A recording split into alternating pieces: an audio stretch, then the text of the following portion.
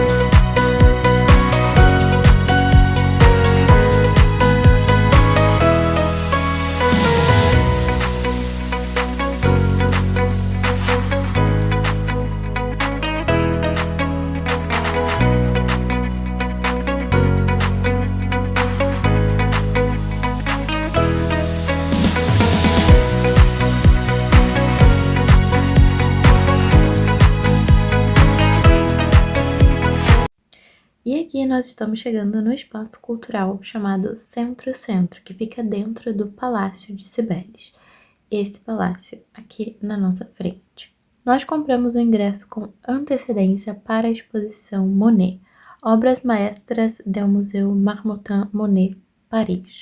Essa exposição foi uma oportunidade incrível para a gente ver e conhecer obras de Claude Monet que a gente não poderia ver normalmente. Eu recomendo demais ver quais as exposições temporárias que estão acontecendo na cidade que você está visitando, seja qual for ela. É uma oportunidade incrível. Por exemplo, nessa exposição, basicamente estavam reunidas 60 obras do Monet, mais outras obras de outros artistas que faziam parte da coleção desse museu que ficava em Paris. Então a gente estava na Espanha, tendo a oportunidade de conhecer um pouquinho da coleção de um museu de Paris. E mais incrível ainda é a história dessa coleção. O Museu Marmottan Monet é a primeira coleção de Monet dedicada 100% a Monet do mundo. O museu teve a sua origem na doação da coleção de Paul Marmottan em 1932, mas o museu, que faz parte da Académie de Belas Artes francesa, só foi inaugurado em 1934. A coleção consistia em mobiliário do Império, pinturas neoclássicas. Essa dedicação quase que total a Monet começou em 1940, quando Victorine Dunlop de Monchy doou parte da coleção que iniciou esse colecionismo de Monet. Desde 1966, o museu é o primeiro repositório do mundo de obras de Claude Monet, seguindo também a doação do seu filho mais novo, Michel Monet. E aí, em 1999, o museu muda de nome e vira Museu Marmottan Monet e começa a reunir a maior coleção do artista e a primeira coleção dedicada exclusivamente a ele.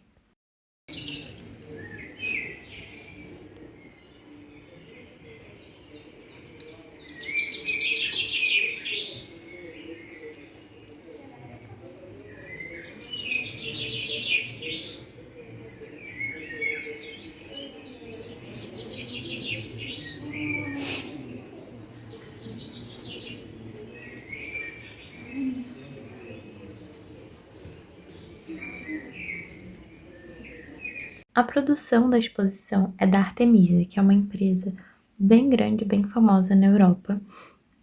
E eu gosto muito deles. Essa foi a segunda exposição que eu visitei, já havia visitado na minha viagem para a Itália uma exposição sobre Van Gogh e agora uma exposição sobre Monet. Eles sempre unem nas suas exposições experiências imersivas às obras painéis interativos, frases destacadas, e eu acho muito legal que a exposição, pelo menos as duas que eu visitei dessa empresa, seguem uma sequência cronológica, então dá pra gente conhecer bem aquele artista, apesar de ser uma exposição mais reduzida. Reduzida tanto em tamanho quanto na questão da itinerância e de ser uma exposição temporária, então que tem um fim determinado. Claude Monet é um dos grandes mestres do impressionismo. Ele pregava a pintura ao ar livre, dedicando suas obras à captura das variações de luz e de cores.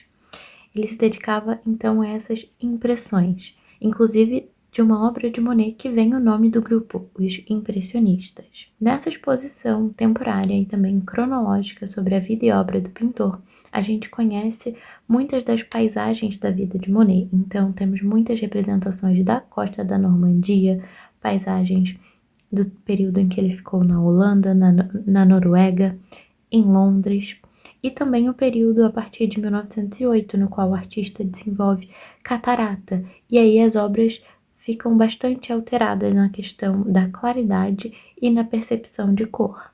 Depois, também conhecemos o período entre 1914 até 1926, com seu falecimento, no qual o artista se dedica a 125 grandes painéis representando o seu jardim em Giverny. Enquanto isso, a gente também conhece obras de outros artistas que o inspiraram e também faziam parte da coleção particular de Monet.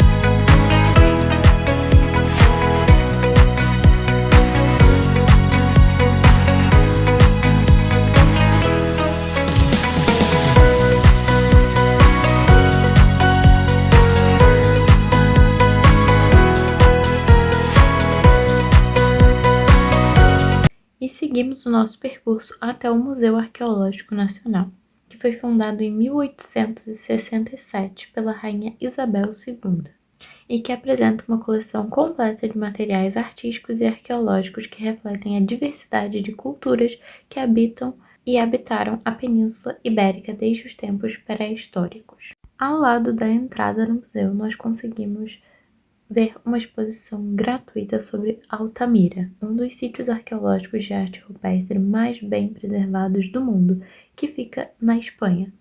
Mas como ele tem um acesso um pouco difícil e os ingressos estão quase sempre esgotados, aqui no Museu Arqueológico Nacional você tem a oportunidade de visitar e conhecer um pouquinho melhor sobre Altamira, com réplicas da caverna, vídeos e explicações gratuitas. Eu achei bem interessante a disposição dessa exposição, porque é uma réplica da caverna, mas a gente também tem um espelho embaixo, o que facilita muito a visualização dos animais e também a explicação que a gente tem com a guia. Então eu recomendo super esse passeio, que é rapidinho e ainda é gratuito.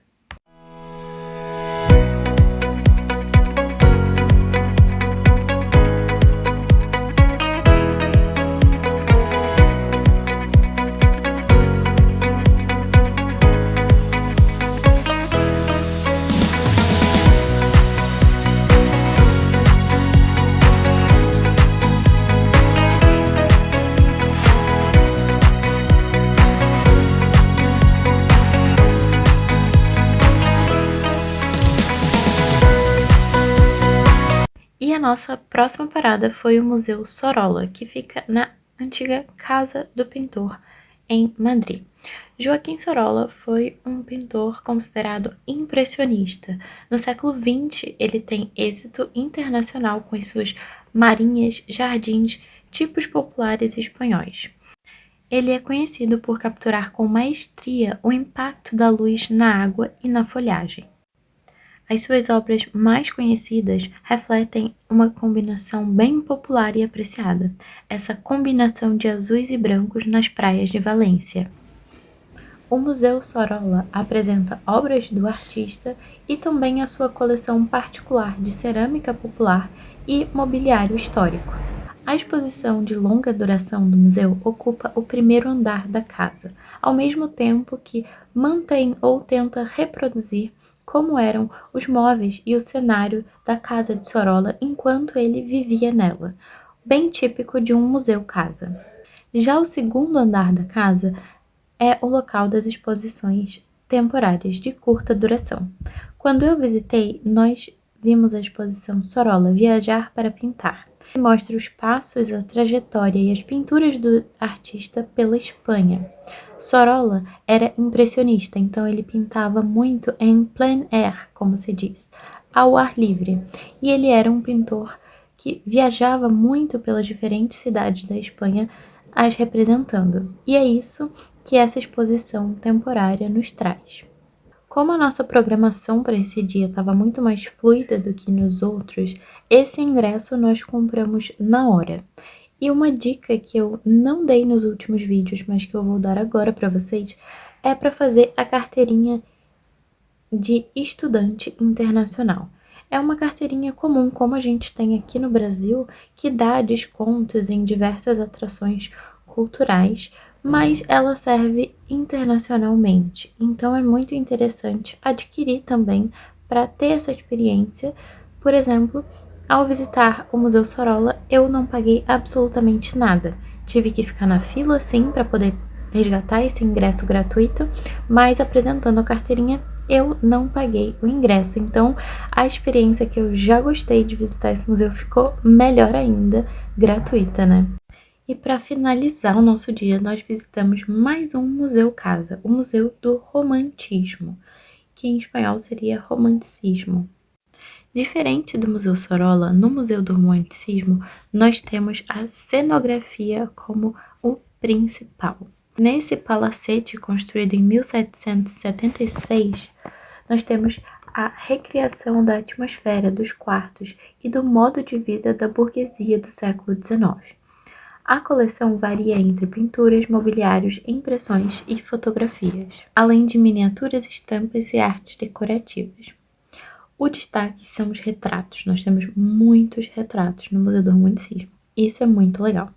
O museu foi inaugurado em 1924 e um diferencial que eu achei muito interessante nele é que antes de começar a visita, eles disponibilizam em um QR Code a playlist da visita. Então você pode visitar o museu enquanto escuta músicas do século XIX. Então é realmente uma imersão. E eu espero que vocês tenham gostado do vídeo de hoje. Não se esqueçam de curtir, comentar e compartilhar com os amigos. Até a próxima!